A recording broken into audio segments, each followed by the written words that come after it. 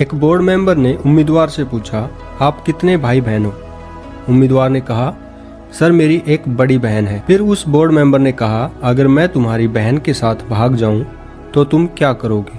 दोस्तों, इस वीडियो में हम आपको ऐसे ही कुछ जबरदस्त सवाल जवाब बताने वाले हैं जो आपके दिमाग की बत्ती जला देंगे।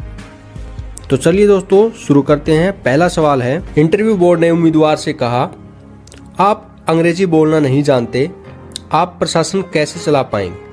उम्मीदवार कुछ सोचने लगा और फिर एक बोर्ड मेंबर ने कहा, आप पानी पी लीजिए और आराम से सोचकर जवाब दीजिए।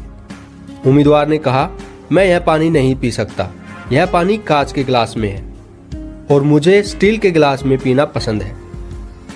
इस पर एक बोर्ड मेंबर ने कहा, पानी तो पानी होता है, चाहे वो स्टील के गिलास में हो या कांच के गिलास में। उम्मीदवार ने इस पर कहा, सर मैं भी तो यही कहना चाहता हूँ कि जिस तरह पानी महत्वपूर्ण है, गिलास नहीं, उसी तरह मेरी कार्यशैली महत्वपूर्ण है, भाषा नहीं। इस जवाब से बोर्ड मेंबर बहुत खुश हुए और उस उम्मीदवार का चयन आईपीएस के लिए हुआ।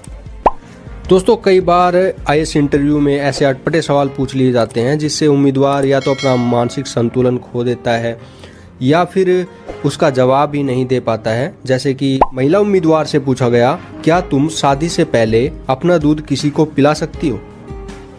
इस पर उम्मीदवार ने बड़े ही सूझबूझ से जवाब दिया, जी हाँ, मैं शादी से पहले अपने गिलास का दूध अपने परिवार में किसी के साथ भी बांट सकती हूँ, किसी को भी पिला सकती हूँ।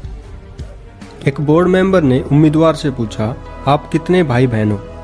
उम्मीदवार ने कहा, सर मेरी एक बड़ी बहन है।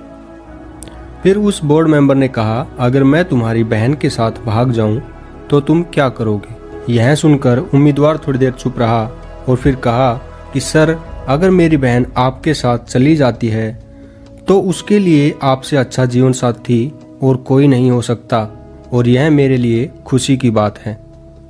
एक बोर्ड मेंबर ने महिला उम्मीदवार से कहा कि जब आप 18 वर्ष की हुई तो आपको पता चला कि आपकी मां एक वेश्या थी, अब आप क्या करेंगी?